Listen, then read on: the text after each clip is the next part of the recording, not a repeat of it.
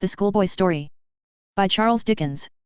Being rather young at present, I am getting on in years, but still I am rather young, I have no particular adventures of my own to fall back upon. It wouldn't much interest anybody here, I suppose, to know what a screw the Reverend is, or what a griffin she is, or how they do stick it into parents, particularly hair-cutting, and medical attendance.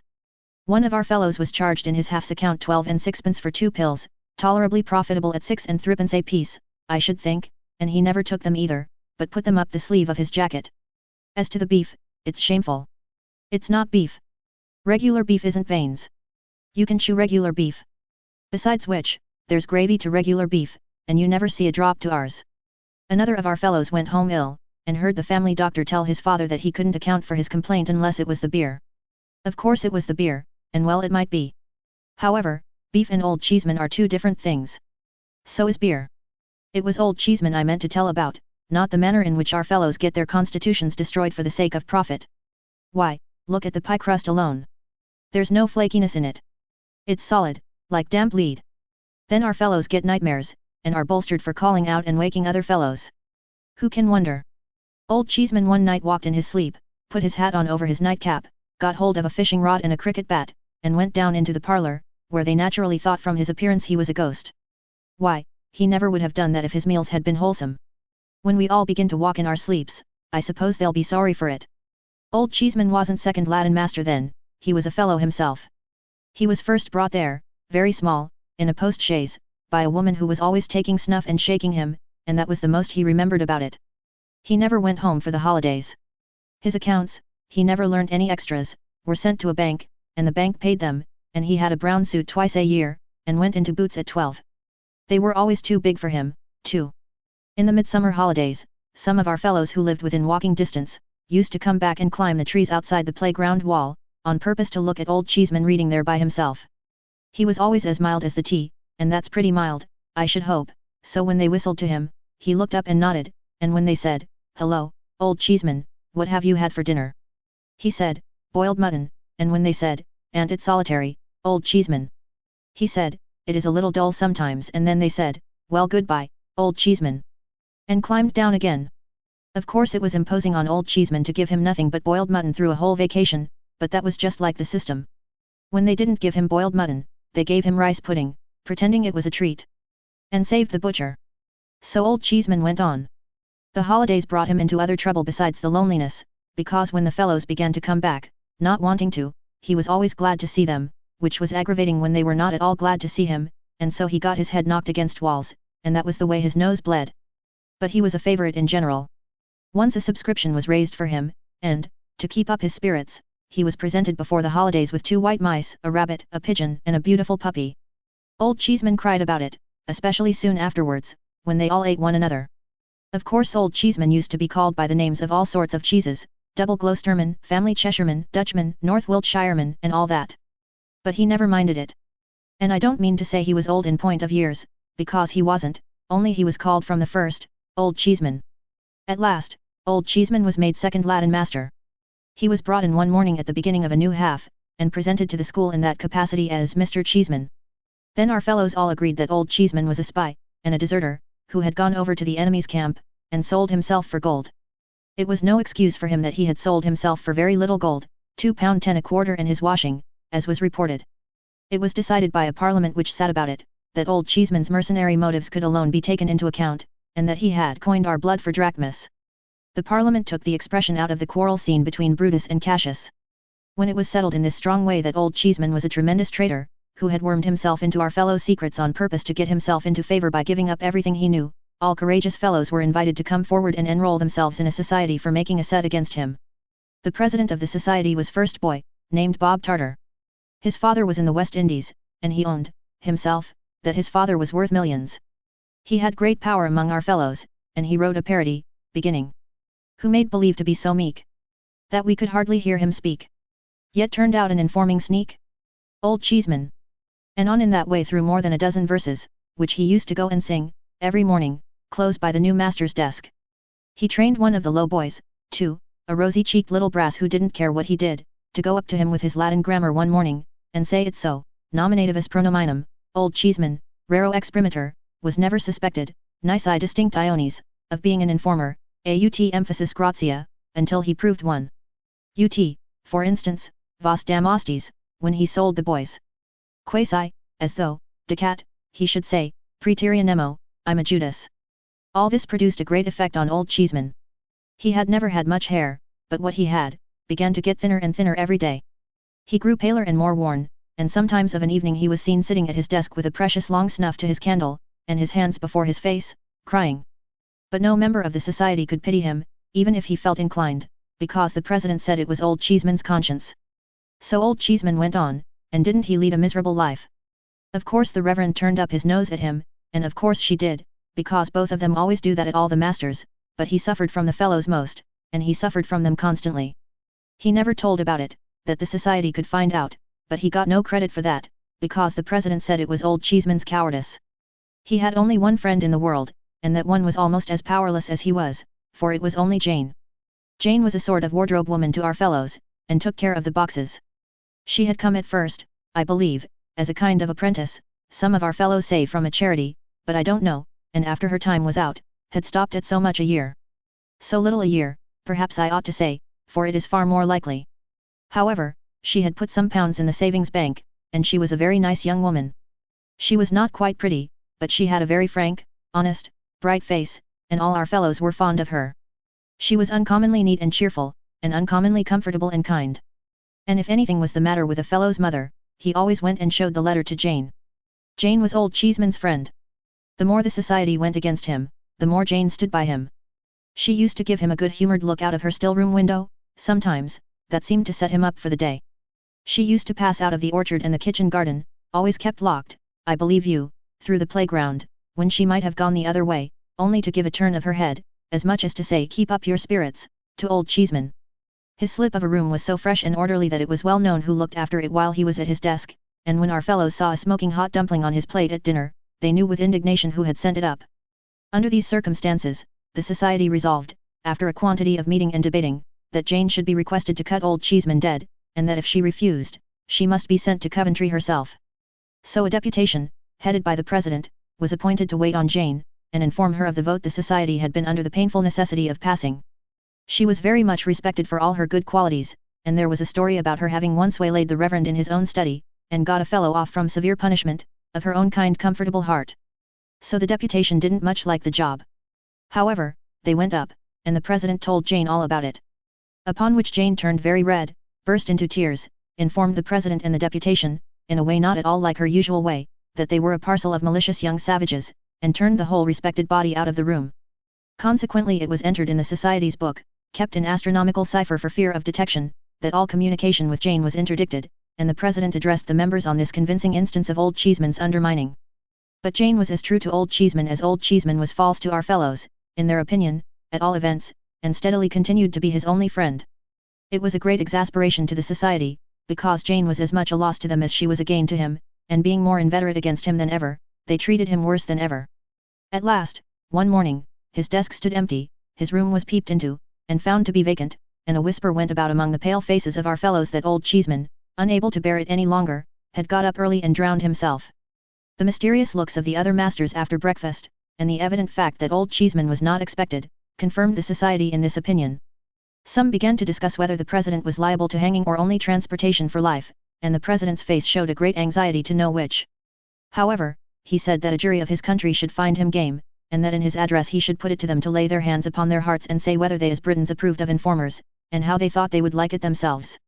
Some of the society considered that he had better run away until he found a forest where he might change clothes with a woodcutter, and stain his face with blackberries, but the majority believed that if he stood his ground, his father, belonging as he did to the West Indies, and being worth millions, could buy him off.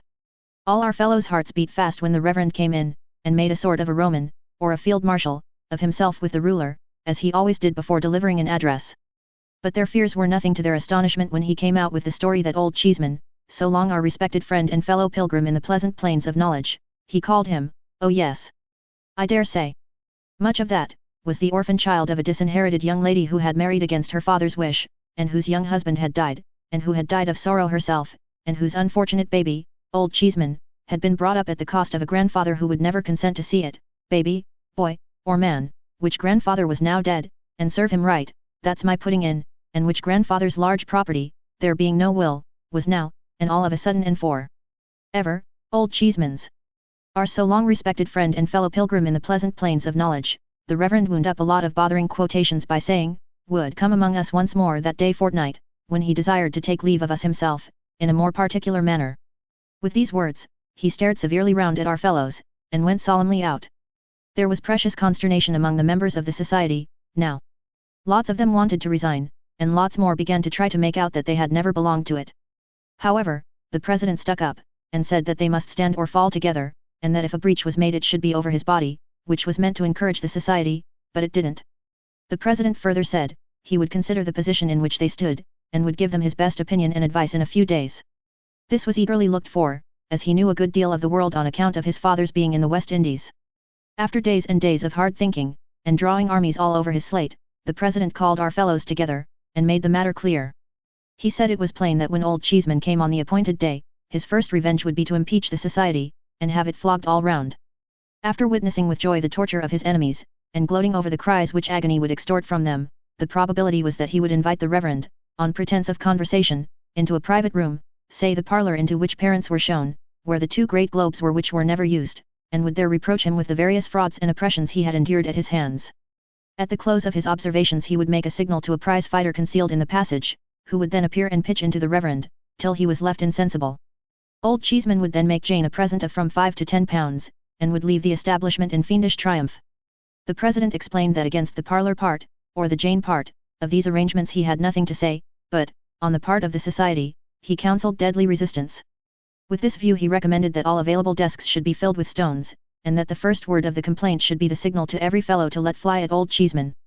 The bold advice put the society in better spirits, and was unanimously taken. A post about old Cheeseman's size was put up in the playground, and all our fellows practised at it till it was dinted all over. When the day came, and places were called, every fellow sat down in a tremble.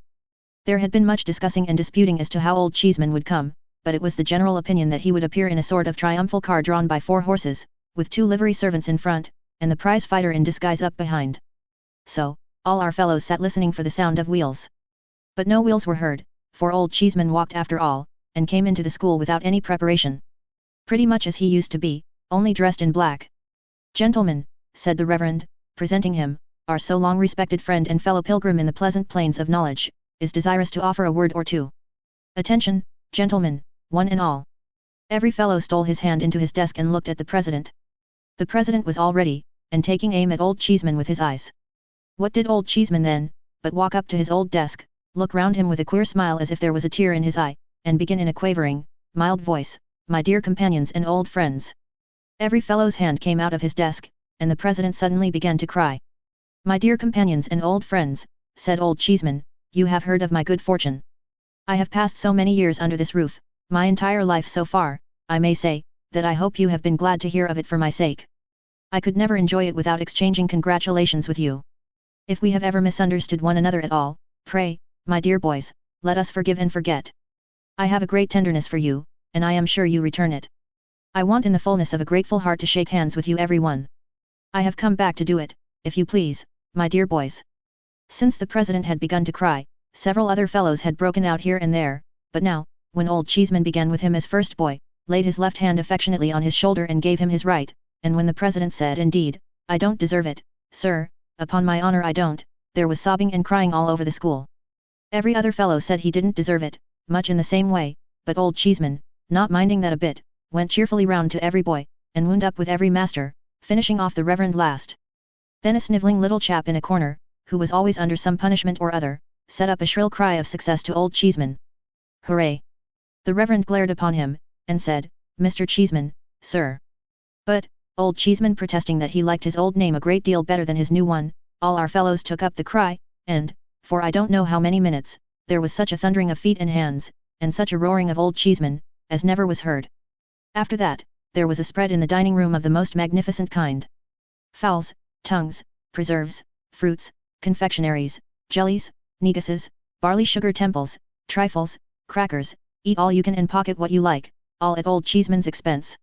After that, speeches, whole holiday, double and treble sets of all manners of things for all manners of games, donkeys, pony chaises, and drive yourself, dinner for all the masters at the 7 Bells, £20 a head our fellows estimated it at, an annual holiday and feast fixed for that day every year, and another on Old Cheeseman's birthday. Reverend bowed down before the fellows to allow it, so that he could never back out, all at Old Cheeseman's expense.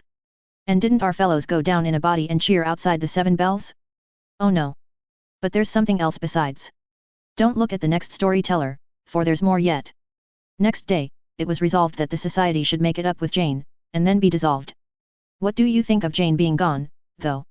What? Gone forever, said our fellows, with long faces. Yes, to be sure, was all the answer they could get. None of the people about the house would say anything more. At length, the first boy took upon himself to ask the Reverend whether our old friend Jane was really gone. The Reverend, he has got a daughter at home, turn up nose, and red, replied severely, yes, sir, Miss Pitt is gone. The idea of calling Jane, Miss Pitt. Some said she had been sent away in disgrace for taking money from Old Cheeseman, others said she had gone into Old Cheeseman's service at a rise of £10 a year. All that our fellows knew, was, she was gone. It was 2 or 3 months afterwards, when, one afternoon, an open carriage stopped at the cricket field, just outside bounds, with a lady and gentleman in it, who looked at the game a long time and stood up to see it played. Nobody thought much about them, until the same little snivelling chap came in, against all rules, from the post where he was scout, and said, it's Jane. Both 11s forgot the game directly, and ran crowding round the carriage. It was Jane. In such a bonnet. And if you'll believe me, Jane was married to Old Cheeseman. It soon became quite a regular thing when our fellows were hard at it in the playground, to see a carriage at the low part of the wall where it joins the high part, and a lady and gentleman standing up in it, looking over. The gentleman was always Old Cheeseman, and the lady was always Jane. The first time I ever saw them, I saw them in that way. There had been a good many changes among our fellows then, and it had turned out that Bob Tarter's father wasn't worth millions. He wasn't worth anything. Bob had gone for a soldier, and Old Cheeseman had purchased his discharge. But that's not the carriage. The carriage stopped, and all our fellows stopped as soon as it was seen. So you have never sent me to Coventry after all, said the lady, laughing, as our fellows swarmed up the wall to shake hands with her. Are you never going to do it? Never, never, never, on all sides. I didn't understand what she meant then, but of course I do now. I was very much pleased with her face though, and with her good way, and I couldn't help looking at her, and at him too, with all our fellows clustering so joyfully about them. They soon took notice of me as a new boy, so I thought I might as well swarm up the wall myself, and shake hands with them as the rest did. I was quite as glad to see them as the rest were, and was quite as familiar with them in a moment. Only a fortnight now, said Old Cheeseman, to the holidays. Who stops? Anybody. A good many fingers pointed at me, and a good many voices cried he does. For it was the year when you were all away, and rather low I was about it, I can tell you. Oh, said Old Cheeseman. But it's solitary here in the holiday time. He had better come to us. So I went to their delightful house, and was as happy as I could possibly be. They understand how to conduct themselves towards boys, they do. When they take a boy to the play, for instance, they do take him. They don't go in after it's begun, or come out before it's over. They know how to bring a boy up, too. Look at their own. Though he is very little as yet, what a capital boy he is. Why, my next favourite to Mrs. Cheeseman and Old Cheeseman, is young Cheeseman. So, now I have told you all I know about Old Cheeseman. And it's not much after all, I am afraid. Is it?